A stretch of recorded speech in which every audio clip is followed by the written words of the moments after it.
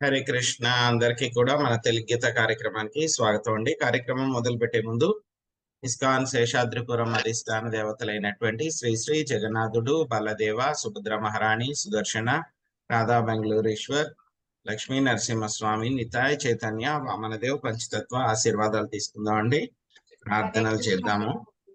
ఓం అజ్ఞానాతిమిరాంధస్య జ్ఞానాంజనాశలాకయా చక్షురున్మిళితం యేన తస్మై శ్రీ గురవే నమః.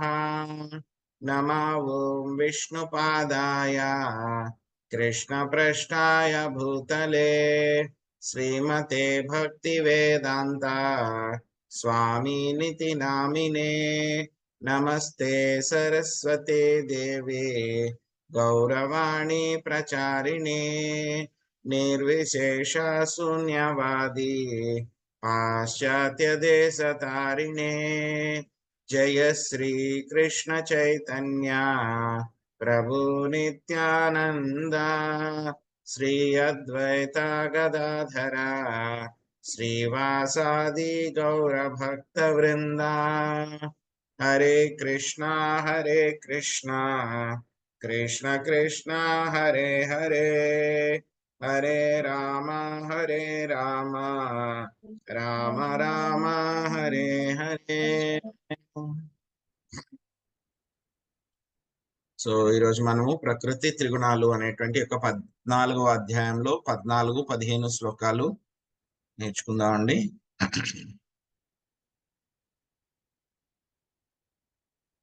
యదా సత్వే ప్రవృద్ధే తు ప్రళయం యాతి దేహభృత్ తదోత్తమావిదాం లోకాన్ అమలాన్ ప్రతిపద్యతే. సత్వగుణమునందుండి మరణించిన వాడు మహర్షుల యొక్క ఉన్నత పవిత్ర లోకములను పొందును. 15వ శ్లోకం. రజసి ప్రళయం గత్వా కర్మ సంజ్ఞేషు జాయతే తదా ప్రలీనస్తమసి మూఢయోనిషు జాయతే. రజోగుణమునందుండి మరణించిన వాడు కామ్యకర్మ రతుల యందు జన్మించును.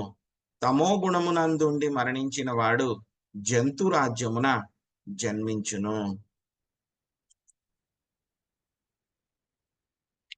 సో ఈ 2 శ్లోకాలు కూడా మనకి చెప్తాయన్నమాట. ఏం చెప్తున్నాయి మనకి?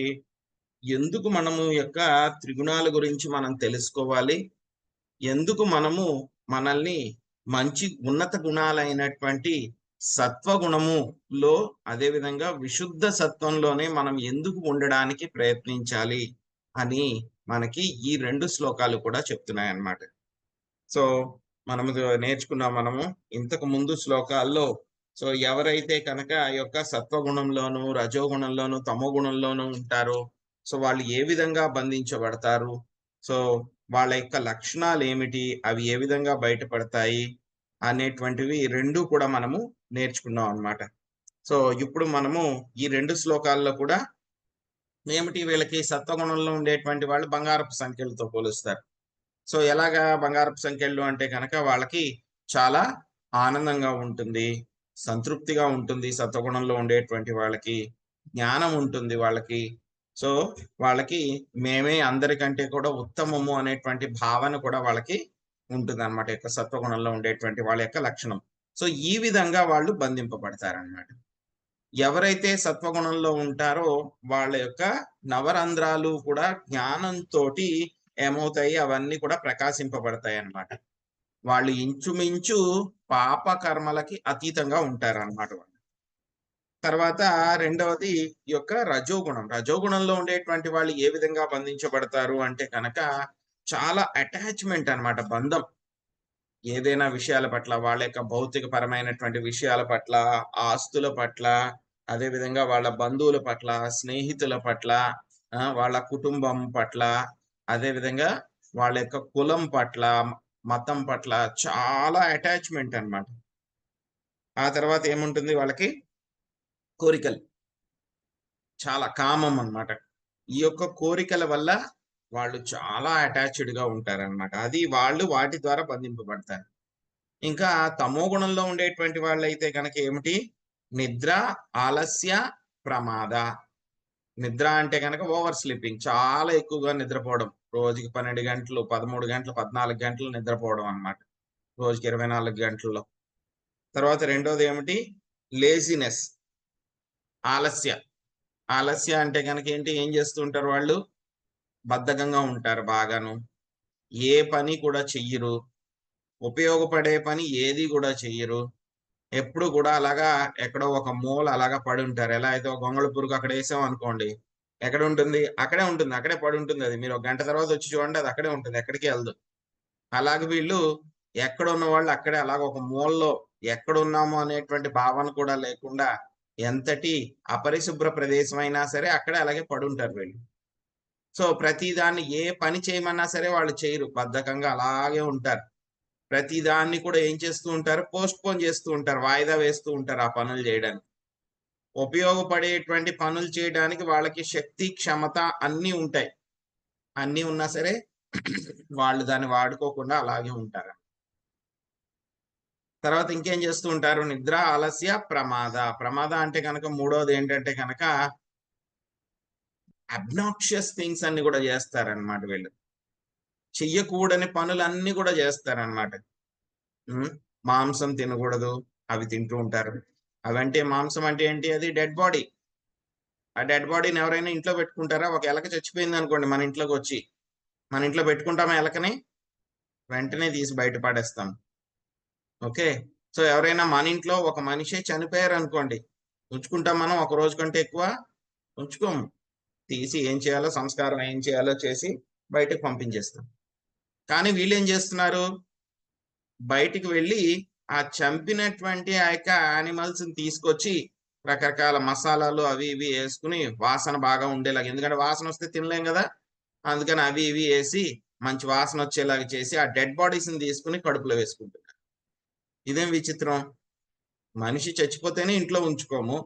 అలాంటిది వీళ్ళు చచ్చిపోయిన జంతువుల్ని తీసుకొచ్చి వాళ్ళ కడుపులో వేసుకుంటున్నారు. ఇది తమో గుణానికి సంబంధించినటువంటి వాళ్ళు చేసేటువంటి పనులన్నమాట. ఇంకా తినకూడనివి, ఆ! ఇంకా రకరకాల వస్తువులు, కుళ్ళిపోయిన వస్తువులు ఇలాంటివన్నీ కూడా తింటూ ఉంటారు. ఇంకా వీళ్ళు మాదక ద్రవ్యాలు తీసుకోవడం, మందు తాగడము, సిగరెట్ తాగడము, ఆ! తర్వాత మళ్ళీ అక్రమ సంబంధాలు పెట్టుకోవడము, ఇవన్నీ కూడా చాలా మోడ్ ఆఫ్ ఇగ్నోరెన్స్‌లో ఉండేటువంటి పనులన్నీ కూడా వీళ్ళు చేస్తూ ఉంటారనమాట. వీళ్ళకెలా ఉంటుంది? నిద్ర, ఆలస్య, ప్రమాదము. చాలా బద్ధకంగా ఉంటారు. సో, ఇది వీళ్ళు చేసేటువంటి పనులన్నమాట.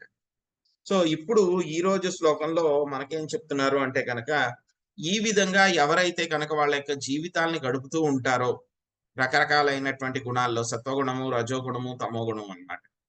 సో, మనం చెప్పుకున్నాం యొక్క సత్వగుణము, రజోగుణం, తమోగుణం కూడా ఏం చేస్తూ ఉంటాయి? 3 కూడాను పోటీ పడుతూ ఉంటాయి. నేను వీడిని డామినేట్ చేస్తాను. నేను వీడిని డామినేట్ చేస్తానని ఆ 3 గుణాలు కూడా పోటీ పడుతూ ఉంటాయి. సో, ఏమవుతుంది? మనం చెప్పుకున్నాం ఇంతకు ముందే లా ఆఫ్ లాస్ట్ థాట్ అన్నమాట. ఏంటది? యం యం వాపి స్మరన్ భావం త్యజత్యంచే కలేవరం తం తమేవైతి కౌంతేయ యదా తద్భావ భావిత. మరణ సమయంలో చనిపోయేటప్పుడు ఎవరైతే కనుక దేని గురించైతే కనుక ఆలోచిస్తూ ఉంటారో వాళ్ళు ఆ యొక్క భావాన్ని, ఆ యొక్క స్టేట్‌ని పొందుతారు. ఆ యొక్క స్టేట్‌ని వాళ్ళు పొందుతారు అని చెప్పేసి మనం భగవద్గీతలో నేర్చుకున్నాం. మనం చనిపోయేటప్పుడు దేని గురించి ఆలోచిస్తూ ఉంటే గనక అలా. మన జీవితం అంతా కూడా మనం సత్వగుణంలో మోస్ట్ ఆఫ్ ద టైమ్ సత్వగుణంలోనే మనం గడిపామనుకోండి. ఏమవుతుంది? చనిపోయేటప్పుడు కూడా మనకి ఆ సత్వగుణానికి సంబంధించినటువంటి ఆలోచనలే వస్తాయి కాబట్టి, ఆ సత్వగుణంలో ఉన్నటువంటి వాళ్ళకి ఏదైతే గనక గమ్యం ఉంటుందో అక్కడికి వెళ్తారు. చనిపోయేటప్పుడు మనము రజోగుణ సంబంధ విషయాల పట్లనే మనం ఆకర్షితులుగా ఉండి ఆ విధంగా ఆలోచిస్తే, సో రజోగుణంలో ఉన్నటువంటి వ్యక్తులు వెళ్ళేటువంటి ఆ యొక్క గమ్యాలను పొందుతారు. ఇంకా చనిపోయేటప్పుడు తమో గుణ సంబంధ విషయాలు ఏవైతే ఉన్నాయో వాటి గురించి కనుక ఆలోచిస్తే కనుక ఆ తమో గుణంలో ఉన్నటువంటి వాళ్ళ విధంగా వాళ్ళు పొందుతూ ఉంటారన్నమాట. సో చాలా సింపుల్ లా అన్నమాట.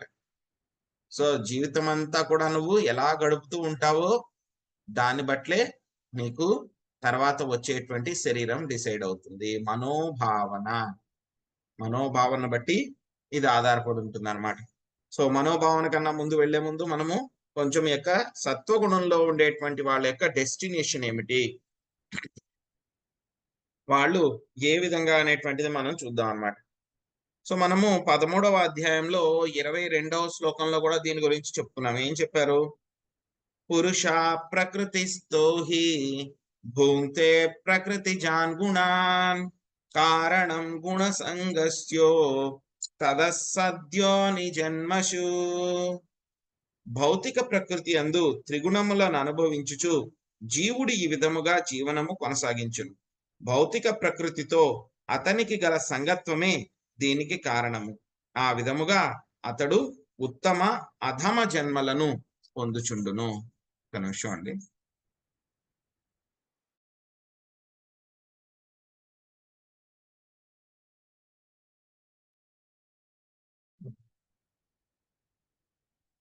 సో ఏం చేస్తూ ఉంటాడు జీవుడు?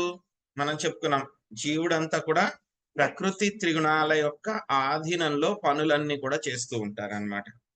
సో ఆ విధంగా జీవుడు వాడి యొక్క జీవితాన్ని అంతా కూడా గడుపుతూ ఉండి ప్రకృతి త్రిగుణాల్లో వాడు ఏ విధంగా వాడు బిహేవ్ చేశాడు వాడి యొక్క జీవితం అంతా అనేటువంటి దాన్ని బట్టి వాడు ఉత్తమ లేకపోతే కనుక అధమ జన్మలని వాడు పొందుతూ ఉంటాడు అన్నమాట. సో ఎవరైతే కనుక ఈ యొక్క సత్వగుణంలో ఎవరైతే కనుక ఉన్నారో, మరణించేటప్పుడు సత్వగుణ స్థాయిలో ఎవరైతే ఉంటారో వాళ్ళు ఎక్కడికి వెళ్తారంట? 2 రకాల డెస్టినేషన్స్ ఉంటాయి వాళ్ళకి. ఏ లోకాలకి వెళ్తారు, అదే విధంగా ఏ శరీరాలు తీసుకుంటారు అనేటువంటివి కూడా అన్నమాట. ఒకటి ఫిజికల్ పొజిషన్, రెండవది వాళ్ళ యొక్క శరీరాలు. 2 కూడా ఈ యొక్క గుణాలను బట్టి డిసైడ్ అవుతాయి అన్నమాట.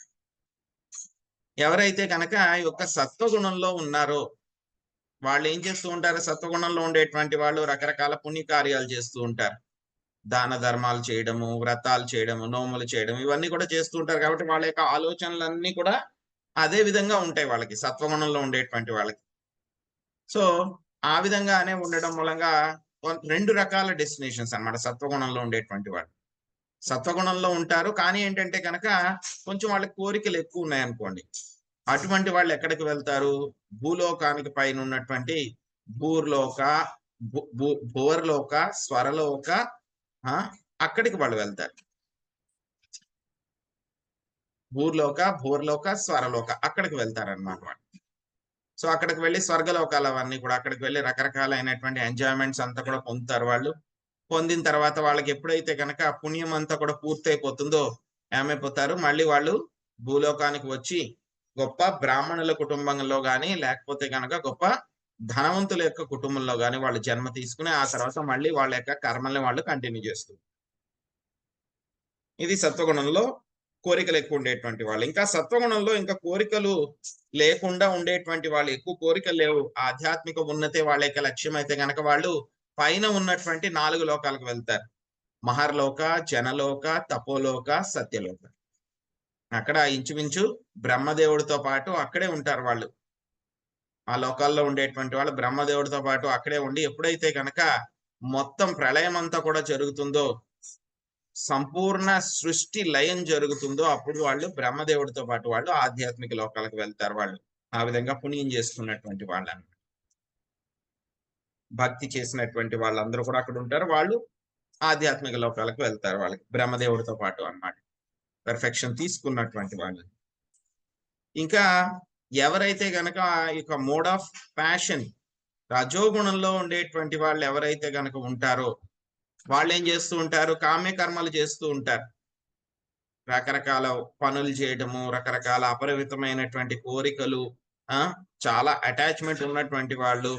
ఇటువంటి వాళ్ళందరూ ఏంటంటే కనుక మళ్ళీ వచ్చేటప్పుడు వాళ్ళు మళ్ళీ మానవ జన్మే వాళ్ళకి లభిస్తుంది. మళ్ళీ మానవ జన్మ లభిస్తుంది. మళ్ళీ వాళ్ళు భూలోకంలోనే మళ్ళీ జన్మ తీసుకుంటారు. ఎక్కడ జన్మ తీసుకుంటారు వాళ్ళు? ఎవరి కుటుంబాల్లో అయితే కనుక ఈ ఉగ్ర కర్మలన్నీ కూడా చేస్తూ ఉంటారో అటువంటి వాళ్ళ యొక్క కుటుంబాల్లో వాళ్ళు జన్మ తీసుకుంటూ ఉంటారు. కానీ ఏంటంటే వీళ్ళకి గ్రేస్ ఏంటంటే కనుక ఇటువంటి ఉగ్రకర్మలు చేసినప్పుడు ఎప్పుడైనా సరే అదృష్టవశాత్తు ఎవరైనా భక్తులు వచ్చి ఏదైనా చారిటీ చేయండి, కృష్ణుడి కోసం ఏమైనా సాయం చేయండి అంటే కనుక వాళ్ళు ఎంతో కొంత వాళ్ళు సంపాదించినటువంటి ధనంలో ఎంతో కొంత సాయం చేస్తే కనుక ఏమవుతుంది? ఇది అజ్ఞాత సుకృతి అవుతుంది. అజ్ఞాత సుకృతి అవడం మూలంగా ఎప్పుడో ఒకప్పుడు ఎవరో ఒక శుద్ధ భక్తుడి యొక్క సాంగత్యంలోకి అనుకోకుండా రావడం మూలంగా ఏం జరుగుతుంది? శుద్ధ భక్తుడి యొక్క సాంగత్యంతో వాళ్ళు మళ్ళీ ఉద్ధరించబడతారు రఘువంలో ఉన్నటువంటి వాళ్ళు. సో ఇక్కడ ఏంటంటే కనుక మనం మనోభావనలో అన్నమాట. మనం ఏదైతే కనుక భావనలు మనం పెంపొందించుకుంటూ ఉంటామో అటువంటి భావనలోనే మనం చనిపోతాం కాబట్టి ఆ శరీరాన్ని మనం రెడీ చేసుకుంటాం. ఒకసారి ప్రభుపాద్ గారు ఒక సముద్ర తీరం దగ్గర ఆయన ప్రభుపాద్ గారు బస చేస్తూ ఉన్నారనమాట.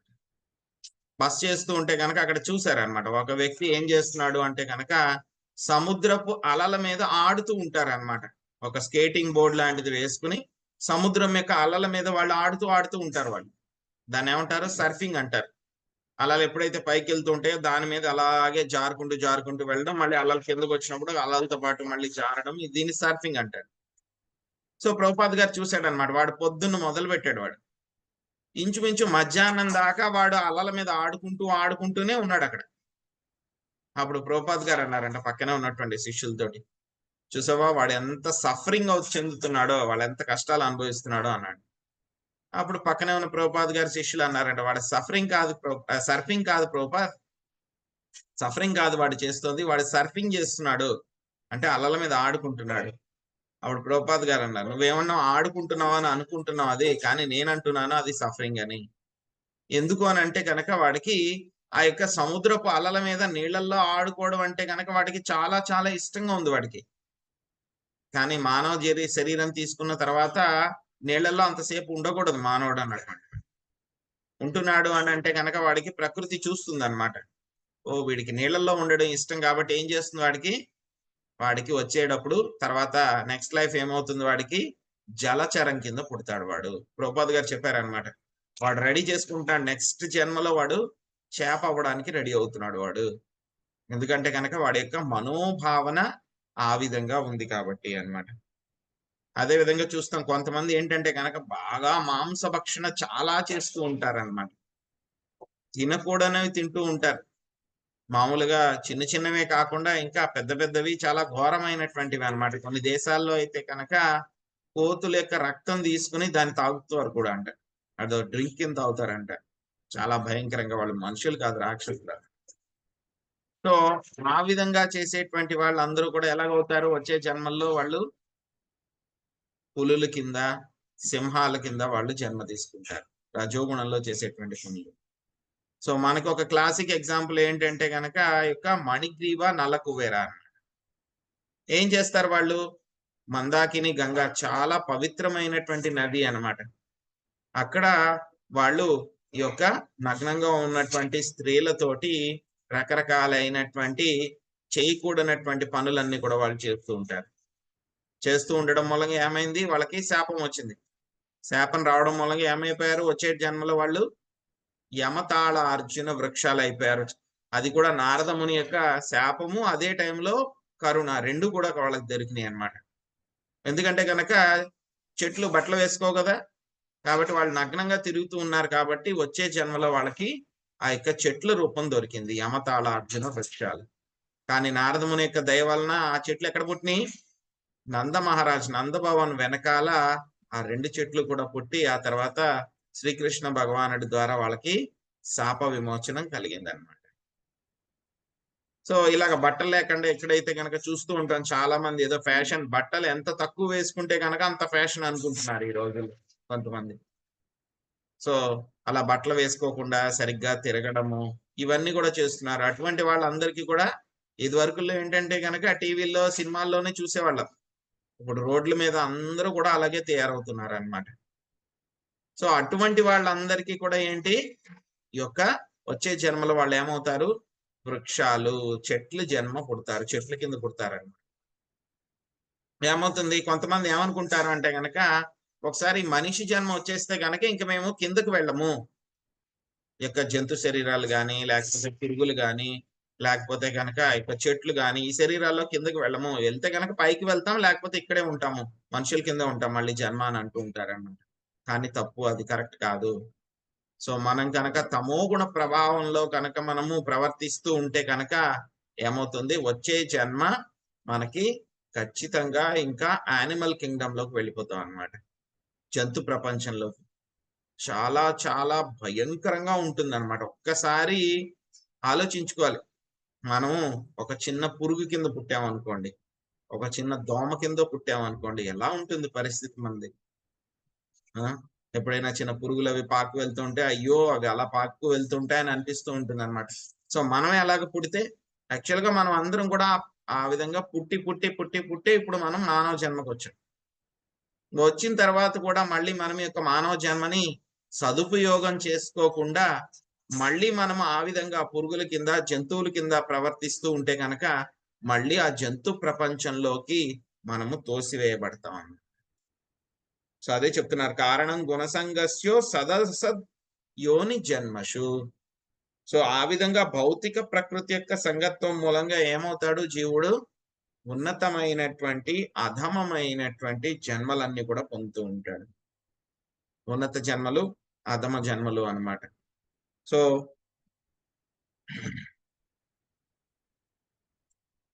సో మనకి ఈ యొక్క జన్మలు ఏం తీసుకుంటారు అని అంటే కనుక దానికి మనకి 14-15 శ్లోకాల్లో చాలా లాంగ్ టర్మ్ ఎఫెక్ట్ ఏముంటుందని చెప్పారు. ఆ తర్వాత 16వ శ్లోకంలో మనకి మీడియం టర్మ్ లో ఏముంటుంది, తర్వాత వెంటనే వీళ్ళు ఏం పొందుతారు అనేటువంటి విషయాలు చెప్పారనమాట. సో ఎలాగ మనం ఇవన్నీ కూడా వచ్చాము, అసలు భౌతిక ప్రపంచంలో ఎలాగ పడిపోయాము అంటే కనుక దీనికి ఒక చిన్న ఉపమానం చెప్తారనమాట. కొన్ని చెట్లు ఉంటాయన్నమాట. ఆ చెట్లు ఏంటంటే కనుక చాలా సువాసన వెదజల్లుతాయి. యూట్యూబ్ లో చాలా వీడియోస్ కూడా ఉంటాయన్నమాట. యాక్చువల్ గా చెట్లు అంటే కనుక మనం ఏమనుకుంటాం, వెజిటేరియనే అనుకుంటాం. అవేమి నీళ్లు తీసుకుంటాయి, అదే విధంగా భూమిలోంచి సారం తీసుకుంటాయి, చెట్లు అలా ఉంటాయి అని అనుకుంటాం. కొన్ని నాన్ వెజిటేరియన్ చెట్లు కూడా ఉంటాయన్నమాట.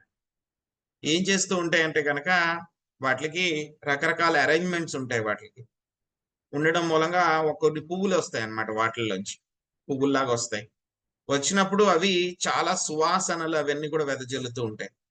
ఈ చిన్న చిన్న కీటకాలు ఉంటాయి కదా, అవేంటి ఆ సువాసనలు బాగా ఉంది అంటే గనక అవి ఏం చేస్తూ ఉంటాయి, వాటి మీదకి వచ్చి వాళ్తాయి అన్నమాట. వాలినప్పుడు ఏం చేస్తాయి, ఆ పువ్వులు ఎప్పుడైతే గనక ఆ కీటకాలు వచ్చినాయి అవి ఏం చేస్తుంటాయి, ఆస్వాదిస్తూ ఉంటాయి. ఆస్వాదిస్తూ ఉన్నప్పుడు ఏమవుతుంది, ఆ పువ్వు మెల్లగా క్లోజ్ అయిపోతుంది. క్లోజ్ అయిపోయింది, ఒకసారి గట్టిగా క్లోజ్ అయిపోతుంది. ఎప్పుడైతే దానికి తెలుస్తుంది అనమాట ఆ కీటకం అక్కడ ఉంది అని. ఆ తర్వాత ఆ పువ్వు లోపల ఏమవుతాయి అంటే కనుక దాని లోపల కొన్ని ద్రవాలు ఉంటాయి. ఆ ద్రవాల్లో ఆ కీటకం పడిపోయి డికంపోజ్ అయిపోయి చనిపోతుంది అనమాట. సేమ్ ఎగ్జాంపుల్ మనందరికీ కూడా అప్లికబుల్ అవుతుంది అనమాట. మనం కూడా ఆ యొక్క భౌతిక ప్రపంచానికి వచ్చినప్పుడు ఈ యొక్క భౌతిక ప్రపంచం యొక్క ఆకర్షణకి గురయ్యాం అనమాట. మనం కూడా ఆకర్షణకు గురయ్యి ఇది ఎంజాయ్ చేద్దాము, అది ఎంజాయ్ చేద్దాం అని చెప్పి జస్ట్ దానికి టచ్ లో వచ్చాం, అంతే అయిపోయింది. టచ్ లో వచ్చిన వెంటనే ఎలా అయితే కనుక ఆ పువ్వు క్లోజ్ అయిపోయిందో, మూసుకుపోయిందో, అలాగే భౌతిక ప్రకృతి కూడా మనల్ని పట్టేసుకుంది. దేంతో పట్టేసుకుంది మనల్ని, యొక్క త్రిగుణాలతోటి పట్టేసుకుంది. సో మనం ఏం చేస్తున్నాం, ఒక్కొక్కసారి నాకు ఇది వద్దు, దీంతో బంధనం వద్దు, ఇది వద్దు అంటే ఇది మూడు రకాలైనటువంటి సంఖ్యలతోటి 3 సంఖ్యలు వేసుకుంటున్నాం మనం. ఒక్కొక్కసారి ఒక్కొక్క సంఖ్యలు మనం గట్టిగా పట్టుకుంటాయి. సత్వగుణం ఒకసారి, రజోగుణం ఒకసారి, తమో గుణం ఒకసారి. మరి ఎలాగా మన శరీరాన్ని వదిలిపెట్టినప్పుడు కూడా మనల్ని ఎలాగ మరి ఇవన్నీ కూడా జరుగుతున్నాయి అని అంటే కనుక ఈ యొక్క మన యొక్క కోరికలు, మన యొక్క భావనలు, మన యొక్క ఆశలు ఏవైతే గనక ఉన్నాయో అవన్నీ కూడా మన యొక్క సూక్ష్మ శరీరంలో అవన్నీ కూడా ఏమవుతున్నాయి, స్టోర్ చేయబడతాయి అన్నమాట. అవన్నీ కూడా అక్కడ అదొక మెమరీ బ్యాంక్ లాంటిది అనమాట. Mind is the store house, memory bank. ఎన్నో కొన్ని జన్మల నుంచి జరిగిన విషయాలన్నీ కూడా అక్కడ స్టోర్ అయి ఉంటాయి.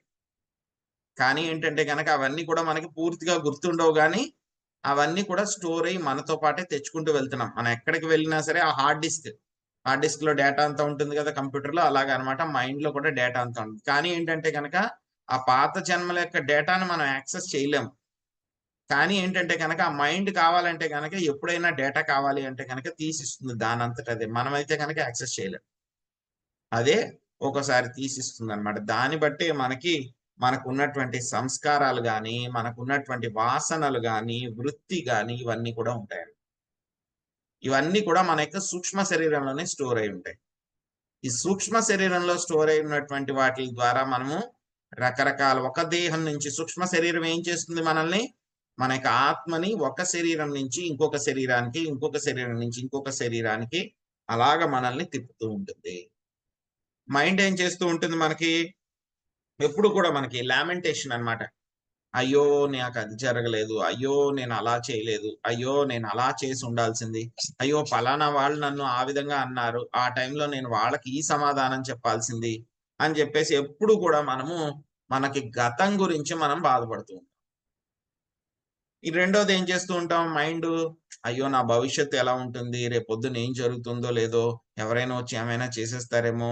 నా దగ్గర ఉన్నటువంటి ఈ వస్తువు ఎవరైనా ఎత్తుకెళ్ళిపోతారేమో అని చెప్పేసి అటువంటి భావనలతోటి భయంగా కూడా ఉంటుంది. తర్వాత ప్రస్తుతం ఎలా ఉంటాం మనం? ప్రస్తుతం మనము ఇల్యూషన్‌లో ఉంటామనమాట. నేనే శరీరాన్ని, నేనంతా ఎంజాయ్ చేయాలి అనేటువంటి విధంగా మనం ఈ విధంగా ఉంటాం. సో, ఇటువంటి భావనలన్నీ కూడా మన యొక్క సూక్ష్మ శరీరంలో, మన యొక్క మనస్సులో, చిత్తాలో ఇవన్నీ కూడా స్టోర్ అయి ఉంటాయండి. సో, దాన్ని బట్టే మనకి వచ్చే జన్మ మనకి ఏ విధంగా ఉండాలి, మన కర్మలు ఏ విధంగా చేశాము, ఆ యొక్క భావనలు ఏ విధంగా ఉన్నాయనే దాన్ని బట్టి మనకేం చేస్తుంది ప్రకృతి 84,00,000 యొక్క శరీరాల్లో రకరకాలైనటువంటి శరీరాలను మనకిస్తుంది. ఆ శరీరాలు కూడా మనకి ఏ లోకంలో మనం జన్మ తీసుకోవాలి, కింద ఉన్నటువంటి పాతాళ లోకంలో జన్మ తీసుకోవాలా? లేకపోతే గనక ఆ! అతల, వితల, సుతల, తల, అతల, మహాతల, రసాతల, పాతాళ లోకాలు వాటిల్లో జన్మ తీసుకోవాలా?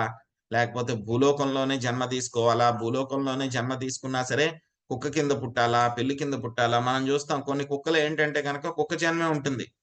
కానీ ఏమవుతుంది పెద్ద ధనవంతుల కుటుంబంలో పుడుతుందన్నమాట. సో, దానికి మెయింటెనెన్స్‌కి ఏ ప్రాబ్లము ఉండదు. దానికి ఇంకా బంగారు నగలు కూడా ఏస్తారు ఒక్కోసారి.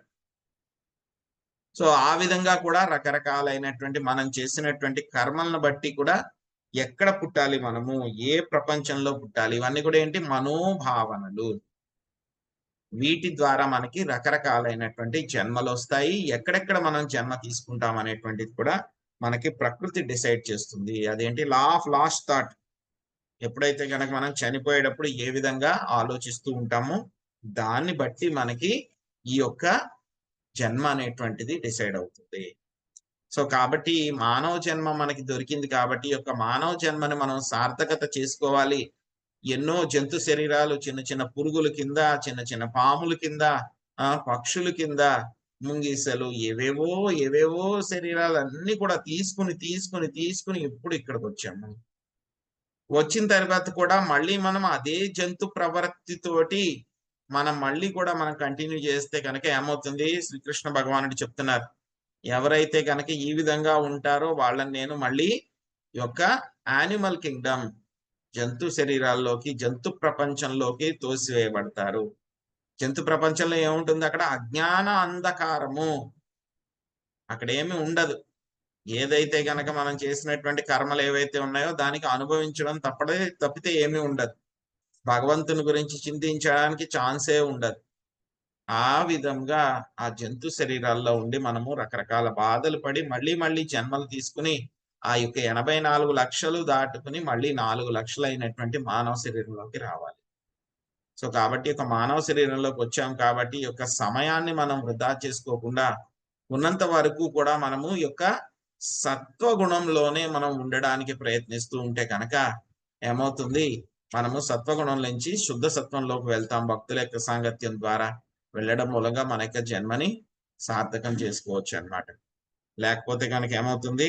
అన్నిటికంటే కూడా ఈ యొక్క భౌతిక ప్రపంచంలో చాలా భయంకరమైనటువంటి విషయం ఏమిటి అంటే గనక మళ్ళీ మనము జంతు ప్రపంచంలోకి పడిపోవడము. అంటే గనక ఒక మురికి కాలువలో ఒక చిన్న పురుగు కింద పుట్టడం మళ్ళీ. ఎంత చాలా ఆహ్, తలుచుకుంటేనే చాలా బాధగా ఉంటుంది. కానీ ఏంటంటే గనక మనకు ఆప్షన్ ఉండదు. ఎందుకంటే గనక మనం ఆ విధంగా బిహేవ్ చేస్తే గనక ప్రస్తుతం ఉన్నటువంటి లైఫ్‌లో మనకి అటువంటి జన్మలే వస్తాయి. కాబట్టి ఈ యొక్క విషయాన్ని మనం చక్కగా తెలుసుకొని కుదిరినంత వరకు కాదు పూర్తిగా మనము మనల్ని సత్వగుణంలోనే ఎప్పుడు కూడా ఉంచుకోవడానికి, సత్వగుణం నుంచి విశుద్ధ సత్వంలోకి వెళ్ళడానికి మనము యొక్క భక్తి మార్గాన్ని ఎంచుకుంటే కనుక మళ్ళీ మనము చెప్తారు, మనకి అజామిల యొక్క వృత్తాంతంలో చెప్తారు. ఏం చెప్తారు?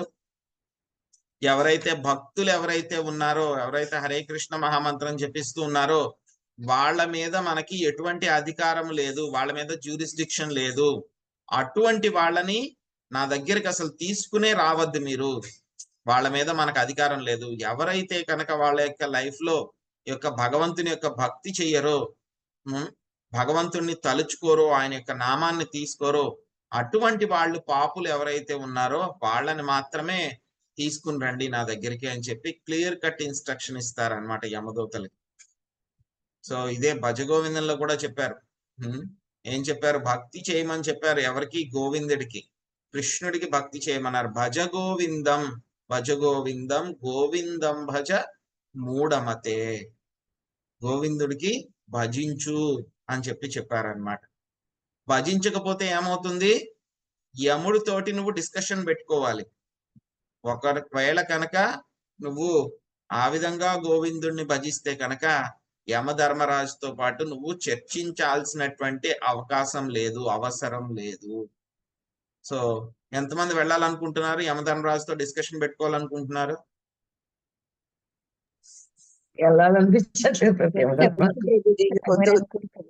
తెలిసి సో ఆ విధంగా ఆయనతోటి డిస్కషన్ పెట్టుకుంటే చాలా భయంకరంగా ఉంటుంది. అది డిస్కషన్ కాదు అది. సో అదేంటంటే కనుక ఎంత శిక్ష వెయ్యాలని చెప్పి డిసైడ్ చేయడం అనమాట, మామూలుగా మాట్లాడి వచ్చేయడం కాదనమాట. సో కాబట్టి ఆ విధంగా మనము సత్వగుణంలో ఉండడానికి భక్తి చేస్తూ ప్రయత్నిస్తూ ఉంటే కనుక అట్లీస్ట్ మనము జంతు ప్రపంచంలో పడిపోకుండా ఉంటాం. మళ్ళీను యమధర్మరాజుతో డిస్కషన్ పెట్టుకోకుండా ఉంటాం. కనీసం భక్తి చేయడం. ప్రభుజీ ఆయన మాత్రమే మాట్లాడతారు. హరే కృష్ణ. హరే కృష్ణ. సో ఎవరికైనా ప్రశ్నలు ఉన్నాయండి?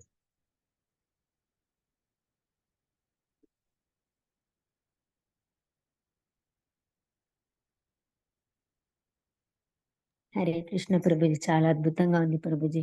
మనం చేసుకున్న కర్మానుగుణంగానే మనం దేహాన్ని తీసుకుంటాము కాబట్టి గుణాతీతులమయ్యే ప్రయత్నం చేయాలి. పుణ్యాలు వద్దు, పాపకర్మలు వద్దని చాలా అద్భుతంగా చెప్పారు ప్రభుజీ. ధన్యవాదాలు. హరే కృష్ణ ప్రభుజీ. ప్రభుజీ అది మొక్కల్లో నాన్ వెజిటేరియన్ అన్నారు కదా, ఒకసారి చెప్పరా, నాకు అర్థం కాదు అది సరిగ్గా. కొన్ని మొక్కలు ఉంటాయన్నమాట, అవి ఏం చేస్తాయంటే కనుక కీటకాలని ఆకర్షిస్తాయన్నమాట. ఆకర్షించి వాటికి పువ్వుల్లాగా ఉంటాయన్నమాట. వాటిల్లో అవి ఆ కీటకాలని బంధించేస్తాయి అన్నమాట. ఆ లోపల పువ్వుల లోపల ఉన్నటువంటి ద్రవాలలో పడిపోయి ఆ యొక్క కీటకాలు చనిపోతాయి అన్నమాట. అంటే ఆ యొక్క పువ్వు, ఆ చెట్లకి ఆహారం ఏంటంటే కనుక కీటకాలు అన్నమాట.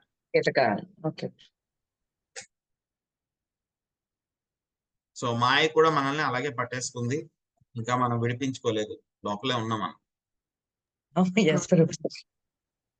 ఎప్పుడో ఒక్కసారి బాగుంది కదా అని చెప్పి ఒక్కసారి వచ్చి టచ్ చేసాం మనం, అంతే, అయిపోయాం, చిక్కుకుపోయాం.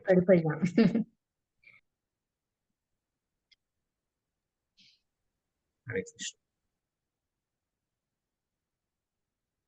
హరే